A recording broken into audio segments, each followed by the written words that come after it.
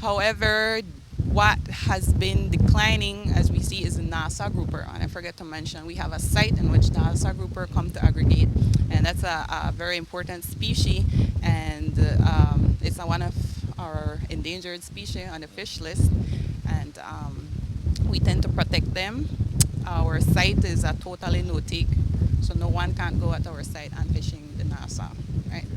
Now, what do you think is what do you think is causing the decline with regards to the NASA group? Well, the NASA population has been declining for the past 10 years, and I would say it's the amount of fishing pressure that is applied at the site. Um, our site as Gladden Spit is a total, we have a what we call a special zone, which is the whale shark zone, and the aggregation site falls in that zone, and we tend to protect it. So we have the months of December, January, and February, which is complete no fishing, and that's the peak months in which we monitor the NASA grouper, and the peak months in which they come to spawn. Think you'll see the grouper population rising because of these activities you're doing? Well, the NASA, I haven't seen it rising for the past data I've obtained, and I've been here. This is my what, year and a half, second year here, and what I've seen and compared to the other years, it hasn't been rising tremendously. Sad to say, but we hope to keep preserving and protecting that site and keep monitoring it, and probably within the next 5 years, we see a greater amount of fish. Okay.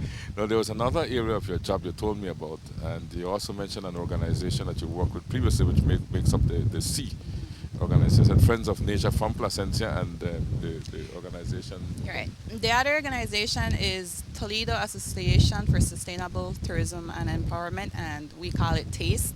And they co-manage the Sapodilla Keys Marine Reserve along with the Fisheries Department, and have merged with Friends of Nature to create Sea. So apart from Gladden Spit and Laughing Bird Key, Sea also managed the Sapodilla Keys Marine Reserve, which is farther south. And it's at the end of the reef in Belizean waters. Okay. Have you worked in that area recently? Yes, actually I've been there February, and we were doing something we call commercial species, and every 4 times per year we go and we have different sites in which we monitor conchfish and lobster population, and in that we tend to know our status of that, those specific species at the different parks. Now, being out here, what are some of the challenges you face with regards to unauthorized fishing and so on? What overall challenges? All right, overall challenges. Well, as you can see, we're far away from the nearest town or shop. Sometimes we have good weather in which we have calm seas but horrible sandflies. And when the breeze is blowing, I think that's the one of the things we pray for every day, that we have enough wind to keep the flies away. But in terms of work, I'd say the hardest challenge is to be under the sun the entire day, doing 3, 4, 5 dives a day, snorkeling for the entire day. Our science team, as I could say, we get up in the morning, cook our lunch, and when we head out at 8:30 in the morning, we don't return till 5:30 in the evening. So I think the hardest challenge is to just be in the sun, in the field, out in the water, rough or calm weather. We're there doing our work. Yeah, but your work is extremely important because without the spawning of the fish, then you will not have the whale shark coming in, and hence you'll have a tremendous decline in tourism activity, right? Right, And revenue right. That is for very the country. true. A lot of Placencia is a village, a tourism village, and a lot of the tour operators and people over there depend on this whale shark season a lot. So yeah, it's very important to know, our fish population, and to see if the whale sharks are declining in coming or are they increasing. It's very important. It's an ongoing monitoring.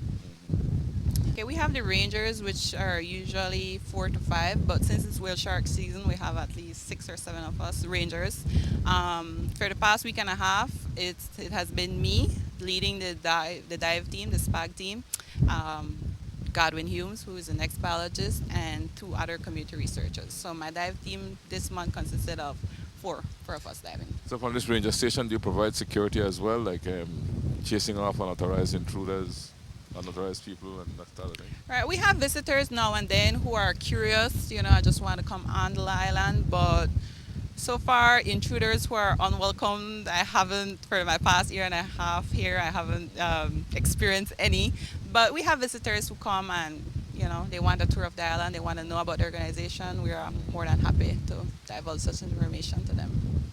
So, Anything else you'd like to tell the people of Belize now that we're talking? right. Well, I'm an environmentalist. I believe that our reef, can is a very important resource, and monitoring is essential, but also we should be conscious of what we do. And I know we usually, for people who don't know the sea, it's not just a body of water. We have life. We have a diversity, down at the bottom, and we're here to at least monitor it. And I've been working in tree parks, and I have a ton of friends and other fisheries people who manage other parks, work in other parks, and this is a big force. And our main goal is to conserve our reef. And I hope people who are out there are conscious that we have, a very, like they say, it's the jewel of Belize. Well, the reef is Belize jewel. So, and just help us protect and conserve it. And whatever you do inland, it comes out and it affects the reef also. So let's just protect it and think about um, let's just cause less harm to the environment, because it's something that it's a resource that we all use. Well, Denise Garcia, thank you so much for talking with us. It was an honor for me to be in your company. Okay, thank you very much, and please enjoy the day. It's a beautiful day, actually. Thanks. Okay.